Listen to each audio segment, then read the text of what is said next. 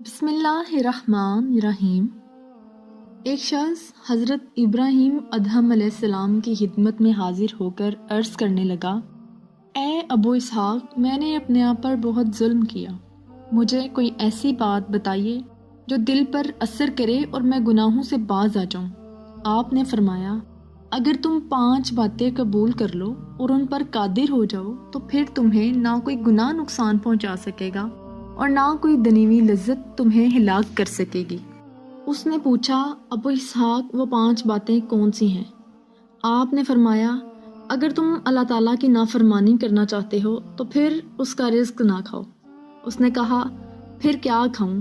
زمین میں جو کچھ بھی ہے وہ سارا اسی کا رزق ہے۔ آپ نے فرمایا، پھر تم ہی بتاؤ، کیا یہ اچھی بات ہے کہ اس کا رزق بھی کھاؤ اور اس کی نافرمانی بھی کرو؟ اس نے جواب دیا، نہیں، یہ کوئی اچھی بات نہیں۔ اب آپ دوسری بات بیان فرمائیں۔ آپ نے فرمایا، اگر تم اس کی نافرمانی کرنا چاہو تو پھر اس کے علاقے میں نہ رہو۔ اس نے جواب دیا، یہ تو پہلی سے بھی زیادہ مشکل بات ہے۔ مشرق و مغرب اور ان کے درمیان کا سارا علاقہ اسی کا ہے، تو پھر میں کہاں رہ سکتا ہوں؟ آپ نے فرمایا، کیا یہ اچھی بات ہے کہ رزق بھی اسی کا کھاؤ، اسی کے علاقے میں رہو اور پھر اس کی نافرمانی بھی کرو؟ اس نے کہا، تیسری بات فرمائیں۔ آپ نے فرمایا، اگر اس کا رزق کھانے اور اس کے علاقے میں رہنے کے باوجود اس کی نافرمانی کرنا چاہو تو ایسی جگہ کرو جہاں وہ تمہیں نہ دیکھے۔ اس نے جواب دیا، ابراہیم، یہ کیسے ممکن ہے؟ وہ تو تمام خفیہ اور پوشیدہ باتوں کو جانتا ہے، اس سے کوئی انسان کس طرح چھپ سکتا ہے؟ آپ نے فرمایا، کیا یہ اچھی بات ہے کہ رزق بھی اس کا کھاؤ، رہو بھی اسی کے علاقے میں، اور جب نافرمانی کرو تو وہ تمہیں دیکھ بھی رہا ہو؟ اس نے کہا، نہیں، یہ کوئی اچھی بات نہیں۔ اب چوتھی بات بیان فرمائیں۔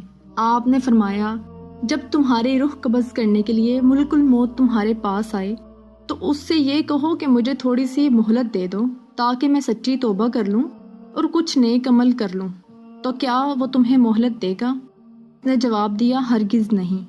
آپ نے فرمایا، جب تمہیں اس بات کی قدرت نہیں ہے کہ ملک الموت کو ٹال کر توبہ کر لو اور تم خوب جانتے ہو کہ آئی ہوئی موت کو ہرگز ٹالا نہیں جا سکتا، تو پھر نجات کیسے ممکن ہے؟ اس نے کہا، 5ویں بات ارشاد فرمائیں۔